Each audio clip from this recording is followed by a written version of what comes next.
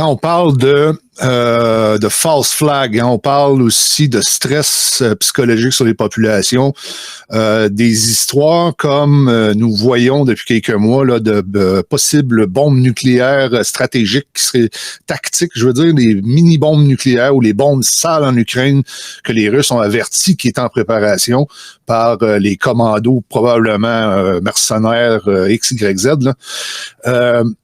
Est-ce que, enfin, j'ai mon idée là-dessus, mais je me dis, si je regarde la situation, ils ont vraiment essayé de nous amener dans une espèce de paranoïa de la guerre mondiale nucléaire. Et puis, ça semble contrecarré à chaque fois. C'est comme s'ils annoncent qu'il va y avoir quelque chose en prévision d'eux. Les Russes semblent avoir le coup d'avance. Ils jouent un pion en disant on vous avertit, il va en avoir une qui est possible, une bombe sale qui va exploser, blablabla. Et puis là, tout d'un coup, on se retrouve à avoir comme un plan qui est dévoilé, et puis l'attaque n'a pas lieu. Ensuite, ça l'a assez stressé qu'aux États-Unis, on fait des annonces comme quoi, dans le métro de New York ou un peu partout, préparez-vous en cas d'attaque nucléaire, blablabla. Ils stressent la population. Toi, ton opinion là-dessus, est-ce qu'on est enligné vers un conflit nucléaire ou pas? C'est ce que les mondialistes veulent. C'est ce que les mondialistes veulent depuis longtemps. Là. C'est pour ça que Bill Clinton est allé en Corée du Nord donner de la technologie nucléaire au père de Kim Jong-un, là, etc. Et c'est pour ça qu'ils ont... en fait, il y a des accords, tu sais, les accords avec l'Iran là que Obama a signés. Bien, dans les courriels révélés par WikiLeaks, il y a quelqu'un qui écrit à John Podesta et il lui dit fait que ça va faire en sorte que c'est certain qu'il y a une guerre nucléaire au Moyen-Orient dans les 20 prochaines années. Et John Podesta répond yup. Ça veut dire oui. C'est-à-dire que ça a toujours été, et ça, c'est pas des faux courriels, ce sont des vrais courriels, ils n'ont jamais été démentis. Donc, ça a toujours été le plan des mondialistes de créer une troisième guerre mondiale. Et dès que Trump est arrivé à la présidence, l'objectif numéro 1, ça a été d'éteindre les feux géostratégiques partout dans le monde. C'est-à-dire qu'il s'est rendu en premier en Arabie Saoudite pour demander aux Saoudiens d'arrêter de financer le djihadisme. Et là, on voit, il y a beaucoup moins. Tu sais, je sais pas si tu te rappelles, en 2016, 2017, 2015, là, sous Obama, il y avait des attentats djihadistes, des égorgements, des affaires presque à toutes les 2 semaines. Là. Ouais, et là, ça s'est complètement calmé. L'État islamique s'est terminé. Ils ont coupé le fil. Donc, Trump est allé en Arabie Saoudite. Il a fait du fils de... l'ancien, je me rappelle pas c'est quoi son nom, mais Mohamed Ben Salman, le fils, là, il en a fait un allié. Ils ont arrêté le financement du djihadisme. Après ça, il a été serré la main à Kim Jong-un.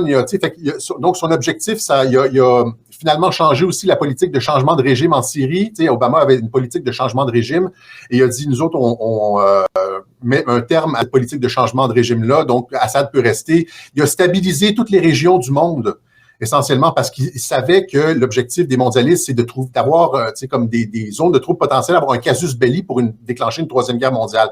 Et le dernier point là-dedans, c'était justement l'Ukraine. L'Ukraine, là où Trump ne peut pas intervenir et où il a finalement laissé Poutine intervenir.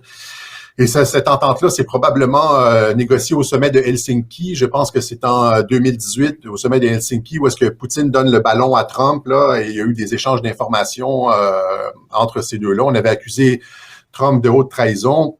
C'est ça. Et Trump a mis ses hommes, finalement, pour être certain qu'il n'y ait comme pas de guerre nucléaire en Europe. Trump a mis son homme à lui à la tête de l'OTAN, le général Walters. Qui répondait directement à Trump, qui est dans la chaîne directe de commandement à partir du président, etc. Biden n'a pas changé Walters. Walters est resté sous Biden, donc le commandement européen de l'OTAN était contrôlé par Walters. Il y a eu son remplaçant après, mais donc ça a été une préoccupation de tous les moments de l'administration Trump d'essayer d'éviter la guerre nucléaire qui était souhaitée par l'État profond. Guerre nucléaire ou autre chose, là, événement déclencheur d'une guerre nucléaire, d'une catastrophe comme un virus, ou etc., etc., etc. Donc, oui, il y a le travail principal. Nous autres, on regarde toujours ce qui se passe en face. Là, Trump a fait une déclaration ici, il a fait un tweet méchant où il dit qu'on s'en va en 2024 puis il n'aura pas réglé la fraude électorale, mais tout le travail en amont a été fait, c'est-à-dire le travail principal, ça a toujours été d'empêcher la guerre nucléaire et d'avoir un réseau de contact entre les patriotes de différentes armées afin d'éviter ce conflit-là. Et j'en ai parlé encore une fois dans un web journal récemment. Il y a un texte très important de Seymour Hersh, le journaliste qui a gagné le prix Pulitzer, Seymour Hersh, c'est lui qui a révélé le massacre de My Lai au Vietnam en 1967, je pense. Seymour Hersh a gagné un prix Pulitzer. Seymour Hersh a écrit un article en 2015 qui s'appelle Military to Military et qui explique de quelle façon, lorsque Obama voulait bombarder la Syrie après la fausse utilisation de gaz chimique par Assad, là, Obama avait dit c'est la ligne rouge, on va bombarder la Syrie. Il y a le commandement, le chef d'état-major interarmes, le général Dempsey à l'époque, qui est allé voir, qui allait rencontrer Obama à la Maison-Blanche, qui lui a dit l'armée n'est pas avec toi là-dessus. Et l'armée, finalement, le Pentagone, l'article de Seymour Hersh est très, très, très intéressant. C'est un article essentiel pour tout le monde qui veut comprendre qu'est-ce qui se passe de la guerre entre patriotes et mondialistes, là. L'article de Seymour Hersh montre que l'armée américaine, l'intelligence militaire américaine a coulé de l'information directement aux Russes et directement à Assad sur les plans de la CIA en Syrie pour empêcher justement l'escalade et la Troisième Guerre mondiale. Parce que s'il y a une escalade, là, si les États-Unis commencent à bombarder Assad en Syrie, ben tu as le Hezbollah qui va attaquer Israël. Là, t'as Israël qui va rappliquer sur la Syrie, puis là, t'as comme l'Iran qui embarque, puis là, t'as ton conflit nucléaire. Fait que la Syrie, c'était une véritable poudrière. Et qui était à la tête de la Defense Intelligence Agency à cette époque-là, l'intelligence militaire américaine, au moment où ces informations-là cruciales étaient coulées à la Russie et à la Syrie, à Assad, c'était Mike Flynn.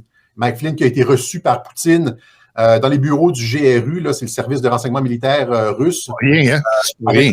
Avec honneur, et puis le plus haut gradé américain qui a jamais eu l'occasion de visiter les bureaux du GRU en Russie, etc. Donc, il y a cette alliance entre l'intelligence militaire américaine, l'intelligence militaire russe, à un niveau très, très, très élevé. C'est pas officiel, évidemment, là, c'est un niveau... mais elle existe. J'invite les gens à aller lire cet article-là de Seymour Hersh qui explique tout ça. Quand on regarde la situation actuelle, la dernière semaine, il s'est passé beaucoup de choses, là. Les 10 derniers jours ont été intenses pour ceux qui suivent de plus près les activités, je dirais, des mondialistes, ou en tout cas le front en Europe, là. On a assisté, pendant le G20 à Bali, ils ont envoyé leurs marionnettes, leurs leaders là-bas pour faire le party. Pendant le party, on a un false flag à Kiev, Zelensky qui affirme que les Russes ont lancé des missiles en Pologne. Le G20 est pratiquement mis sur hold. On est à un point de fracture. Et cette même journée-là, Trump annonce sa course à la présidence. Et cette même journée-là, Trump annonce que la Chambre des représentants est reprise par les républicains. Donc, on a comme une opération pour détourner l'attention du public vers une problématique plus grosse, une troisième possible guerre mondiale. On voit que le plan a quand même échoué d'un certain sens. Est-ce qu'ils commencent tranquillement, les mondialistes, à faire plus d'erreurs avec les semaines qui passent? Ben, ils ont de moins en moins de marge de manœuvre au fil des années, là. Ils ont de moins en moins de marge de manœuvre. Leurs bases d'opération sont de moins en moins efficaces. Ils avaient la Corée du Nord, ils ne l'ont plus. Ils avaient la Syrie, ils ne l'ont plus. Il reste l'Ukraine. Mais l'Ukraine, de plus en plus de personnes lâchent Zelensky. Et de toute façon, comme je te l'ai dit, là, de la même façon que l'intelligence militaire américaine en 2013, 2014 coulait de l'information aux Russes sur les plans de la CIA en Syrie, parce que c'était dangereux, les plans de la CIA en Syrie, ça nous amenait à la Troisième Guerre mondiale. C'est quasiment certain que c'est exactement la même chose qui se passe présentement. Ouais. C'est-à-dire que l'intelligence, ou des personnes, pas nécessairement, évidemment c'est pas officiel, mais des personnes dans l'intelligence militaire américaine coulent des informations aux Russes sur les coups fourrés de Zelensky en Ukraine, comme par exemple cette histoire de bombe sale. Les Russes le savaient immédiatement. Bon, c'est possible que ce soit les Russes, les services de renseignement russes qui aient découvert ça, mais il y a aussi la forte possibilité que ce soit l'intelligence militaire américaine qui ait coulé cette information-là aux Russes, puis que l'intelligence militaire ne cesse de couler de l'information aux Russes comme ça, comme par exemple l'endroit où sont situées toutes les livraisons d'armes américaines. Ouais. Pendant quelque chose comme 6 mois, les Russes ont réussi à frapper systématiquement tous les dépôts d'armes américains. Ils envoyaient de l'équipement. Les Russes tapaient à peu près 90% de ce que les Américains envoyaient. C'est parce qu'ils avaient de l'information là-dessus. Et c'est la même chose là avec. C'est ça. C'est que je pense que Zelensky a nulle part où aller parce que Non seulement l'OTAN a dit non à un échange nucléaire, à une extension du conflit, parce que c'est un homme à Trump qui était à la tête de l'OTAN, le général Walters. Donc, c'est verrouillé. C'est ce que j'ai dit dès le mois de février-mars dernier. J'ai dit que c'était verrouillé, il n'y avait pas de possibilité de conflit, et malgré le fait qu'ils essayent. Quand on parle de vouloir éliminer quelqu'un comme Poutine ou de trouver un nouvel ennemi, c'est des plans qui étaient déjà sur la table du Pentagone depuis longtemps. Là, c'est pas quelque chose de nouveau. C'est un échec total, mais en même temps, total, c'est un échec en soi. Le cheminement se fait pas comme prévu du côté des malins, si on veut. Mais à chaque fois, je remarque que, exemple, Kadhafi ou Saddam Hussein ou Poutine ou Xi Jinping veulent à chaque fois instaurer une nouvelle façon de dealer sans le pétrodollar. Et puis, c'est à ce moment-là que ça frappe. C'est à ce moment-là que les opérations embarquent. Et à chaque fois, c'est évident. C'est parce qu'au début, on savait pas trop que c'était un peu ça, agamique en arrière, pour la plupart du monde, je pense. Mais maintenant, c'est d'une évidence incroyable. C'est les Russes et les Chinois veulent avoir un système parallèle et égal avec le dollar. Et puis, l'Ukraine était l'enjeu principal pour l'empêcher. Là.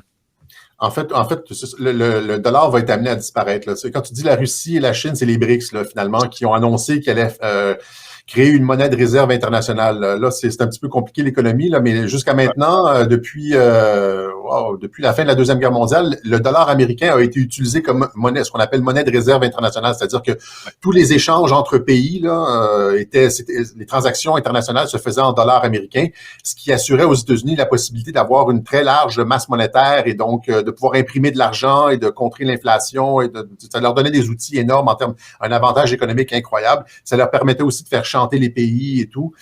Mais là, c'est ça, cette domination du dollar américain est contestée par les BRICS, là, les pays des BRICS.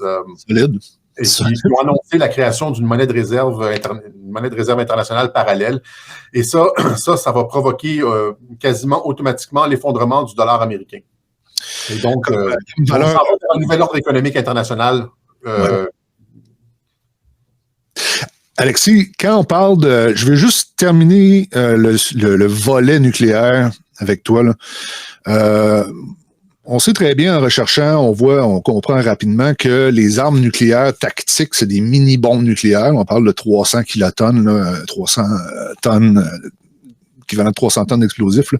Ces bombes-là peuvent être utilisées en champ de bataille. L'Europe en possède plusieurs. L'OTAN, en tout cas, l'OTAN, sur les bases de l'OTAN, il y a des armes tactiques de ce type-là et des plus petites encore.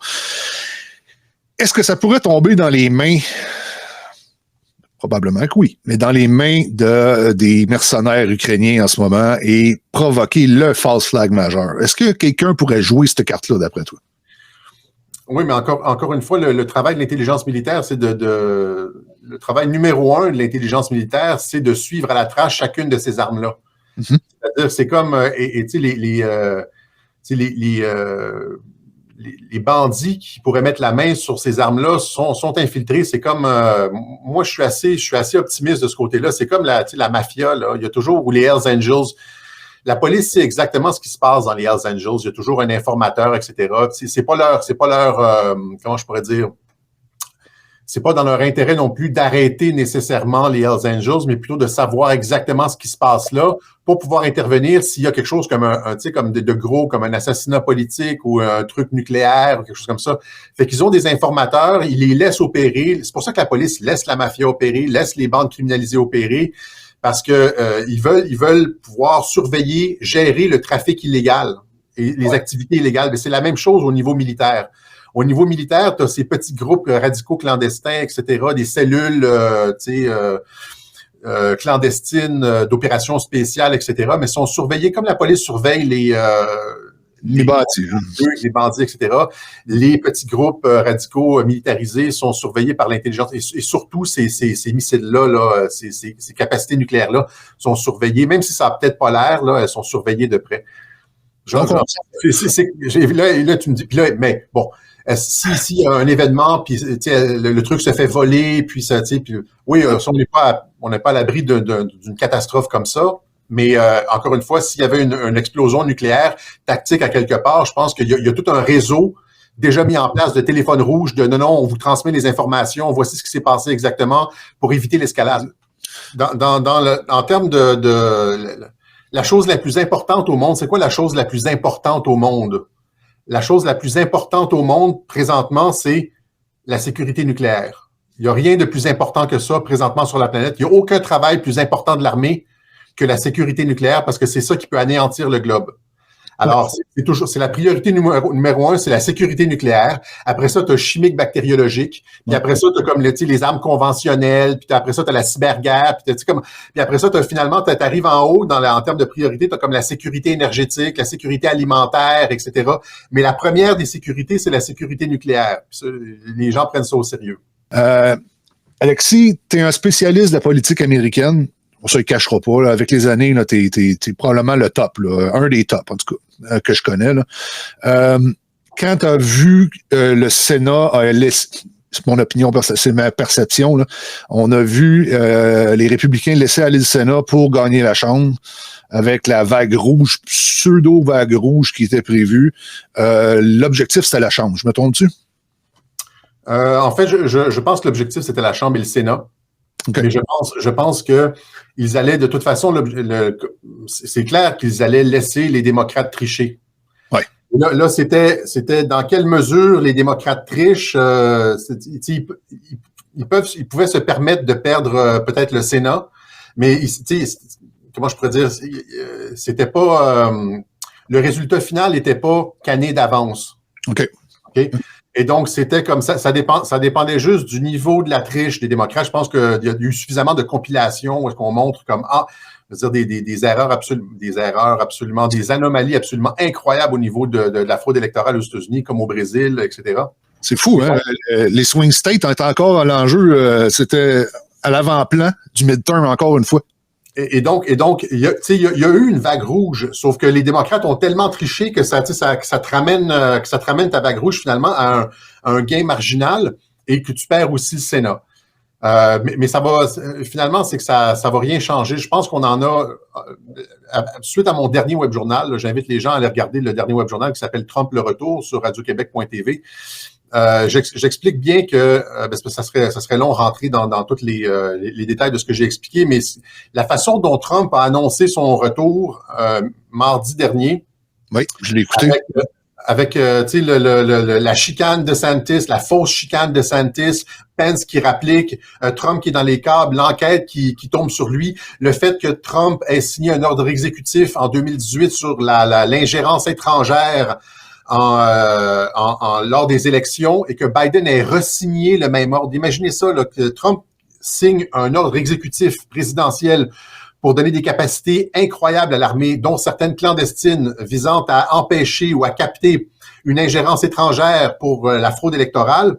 Et Biden, qui est issu de cette fraude-là en 2020, va reconduire, ça fait 2 années de suite qu'il reconduit l'ordre exécutif de Trump. Ça, c'est un Biden qui est tenu en laisse par les patriotes. Ok, il y a beaucoup d'autres exemples. Mais si c'était Obama qui avait été, par exemple, si c'est Obama qui contrôlait Biden, jamais il n'aurait reconduit un ordre exécutif qui va provoquer son effondrement ou sa démise. Je ne sais pas si tu comprends ce que je veux dire. Absolument. Il s'auto-réfute en signant cet ordre exécutif-là. Il auto-réfute sa présidence. C'est quand même drôle, non? Oui, c'est ça. C'est impossible. Là, j'avais fait un web journal où j'avais montré toutes les choses que Biden faisait. C'était exactement le jeu de Donald Trump. Et donc, tu sais, comme marionnette trumpiste, mais il faut quand même pas que le camp d'en face s'en rende compte trop. Alors, on donne un petit peu à gauche et à droite. Mais il y a des choses qui ne trompent pas, comme la reconduite de cet ordre exécutif-là. Et c'est ça. Donc, si Trump a signé un ordre exécutif comme ça, il a fait en sorte que Biden reconduise cet ordre exécutif-là visant à capter l'ingérence étrangère électronique lors des Dominion, c'est une compagnie étrangère, Smartmatic, c'est des compagnies étrangères, etc. Et puis la Chine, tu sais, en tout cas, je vais voir le web journal, mais je m'écarte dans si Biden l'a reconduit, c'est qu'ils ont l'intention de l'utiliser avant 2024. Ça sera pas après 2024. Ils ont l'intention de l'utiliser avant 2024. Et donc, c'est très, très, très rassurant. Je finis le web journal en disant, finalement, ce que la déclaration de Trump nous montre, finalement, c'est exactement ce que la candidature de 2024 ne sera pas. Il va se passer des affaires avant automatiquement parce qu'il y a comme tellement de niveaux de de tromperie dans cette annonce-là. Il y a tellement de choses qui sont non dites et en coulisses qu'on se dirige vers quelque chose en 2023. Ça va tout à fait dans le sens encore une fois, Sun Tzu, l'art de la guerre, c'est-à-dire apparaissez faible quand vous êtes fort et fort quand vous êtes faible. C'est-à-dire que, tu sais, je pense que je l'ai montré dans le web journal et surtout dans mon truc Trumpologie 102, là, ma capsule Trumpologie 102, Trump organise des fausses chicanes autour de lui, des gens qui le trahissent, mais finalement qui reviennent, comme son premier ministre de la Justice, Jeff Sessions, il y avait eu cette chicane, finalement c'était son meilleur allié, même chose avec Steve Bannon, etc.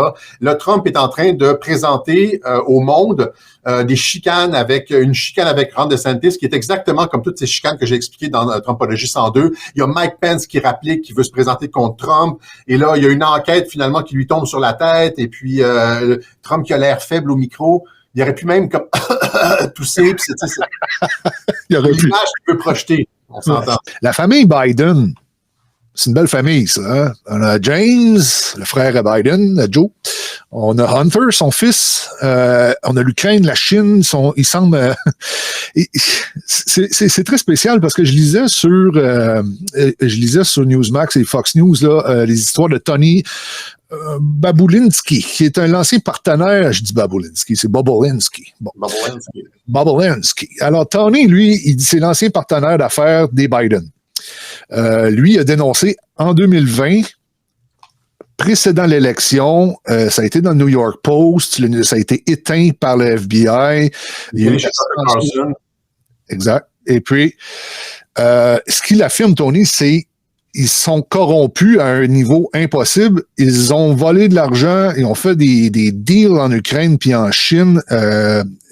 Ils se jouent du Congrès, ils se jouent du Sénat, cette famille-là, du ministère de la Justice aussi, ils sont infiltrés partout. Le clan Clinton les suit, etc. Là.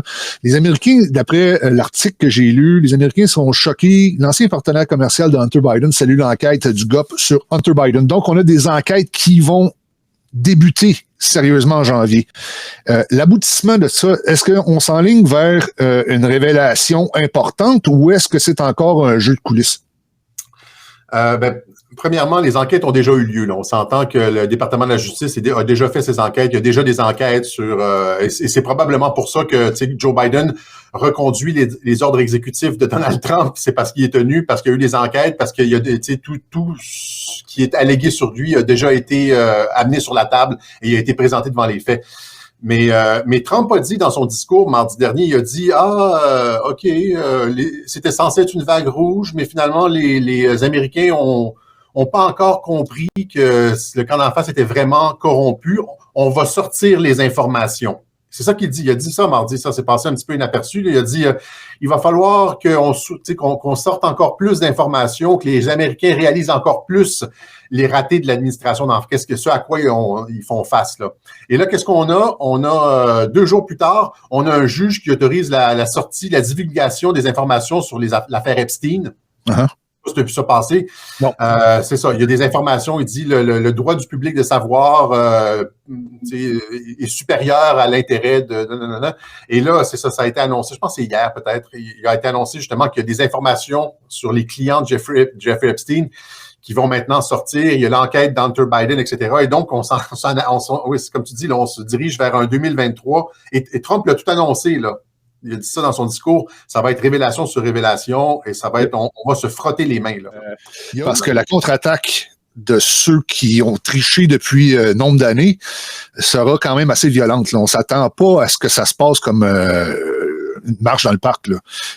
Il va y avoir des mouvements économiques falsifiés. Exemple, ils vont rejouer avec le pétrole, ils vont amener le monde à paniquer d'une autre manière. Ils veulent vraiment pas que les informations coulent. Donc, on est plus près, en tout cas, de ce que je comprends, d'un blackout médiatique que jamais. Là. Il y a quelque chose qui bouille dans l'arrière marmite. Là. Oui. Ah ben ça, c'est le quand ils seront pas capables de retenir toutes les informations, parce qu'ils ne peuvent pas se permettre que ça sorte. Si les informations qu'on croit connaître, je sais pas si t'es en tout cas sur Obama, par exemple, sur Michelle Obama ou sur les Clinton, etc. Hein, ouais, Big Mike. Sur les Clinton, etc. Si ces informations-là sortent réellement, je veux dire, l'État profond, les médias, les démocrates ne peuvent pas se permettre ça parce que ça, c'est la fin du Parti démocrate, tout simplement. C'est la fin. Et on sait qu'on se dirige vers ça. Fait qu'avant que ça sorte, tu sais, c'est comme si tu dis, genre, tu sais, c'est la pilule de cyanure, là. Ils ne peuvent pas se permettre que ça sorte. Et donc, le blackout est comme une possibilité. Blackout médiatique est une possibilité réelle. Mais pensez-vous que les patriotes, encore une fois, sachant que c'est ça le plan du camp d'en face, de couper la communication, empêcher les gens de savoir, pensez-vous que les patriotes n'ont pas déjà réfléchi à ça? Et là, pensez à justement Elon Musk avec son Internet satellitaire, là, Starlink. C'est-à-dire qu'on peut avoir maintenant de l'Internet gratuit. Sans passer par Bell, Vidéotron, etc. C'est-à-dire s'ils coupent les Bell, Vidéotron, etc., on va obtenir l'information gratuitement via Starlink. Il l'a fait en Ukraine. Il a donné l'information alors que tout l'Internet était coupé en Ukraine. Là, c'est Musk qui joue les deux côtés, là, mais il a donné l'information, par exemple, à Azovstal, tu sais, les soldats qui étaient prisonniers à Azovstal, les Russes avaient coupé complètement tout Internet, mais ils avaient accès, ils pouvaient envoyer des vidéos et de la communication à travers le Starlink d'Elon Musk. Et donc, s'il y a une coupure complète de communication des médias, etc., Elon Musk est capable de prendre la relève et de donner de l'Internet gratuit à tout le monde. Si les sites tombent, YouTube, etc., si les sites tombent, eh bien, il y a comme maintenant Elon Musk qui possède Twitter pour faire sortir l'information. Il l'a dit dans un tweet récemment, nous sommes en train de open sourcer l'information. C'est-à-dire les médias sont rendus superflus. Et donc, l'information, les vidéos sont hostées, sont hébergées sur des serveurs comme Rumble. Ils sont diffusés sur Twitter, sur Truth Social, sur Getter. Je sais pas si tu comprends. On a comme une profondeur dans le champ de bataille informationnel. Et leur ligne de front, elle devient extrêmement, comment je pourrais dire, étroite. C'est le camp d'en face qui a de moins en moins de profondeur dans leur front. Et chaque percée qu'on fait nous amène sur du territoire non défendu. Nous, on a de la profondeur, c'est-à-dire qu'ils peuvent faire tomber Getter, mais on a Truth Social. Ils peuvent faire tomber Truth Social, il reste Twitter avec Musk, etc. Et donc, plus Rumble, plus Odyssey, plus CrowdStrike, etc., Restream. Et donc, c'est ça, cette stratégie du blackout-là, il devient encore une fois de moins en moins possible parce que les patriotes ont paré le coup. Et je te rappellerai aussi cette nouvelle à l'effet que l'armée américaine avait finalement pris le contrôle de quelque chose comme des centaines de millions d'adresses IP non utilisées. Il y avait comme un bassin d'adresses IP qui était comme pas utilisé. Je connais pas les détails du truc, là, mais ça se retrouve là, si tu le Google military to IP address, etc. Il y a un gigantesque, des centaines de millions d'adresses IP qui ont été réservées par l'armée américaine. Et là, pense justement en termes de cyberguerre, s'il y a des sites, des adresses IP qui tombent, etc., ça, c'est des backups qui sont là tout de suite pour la relève.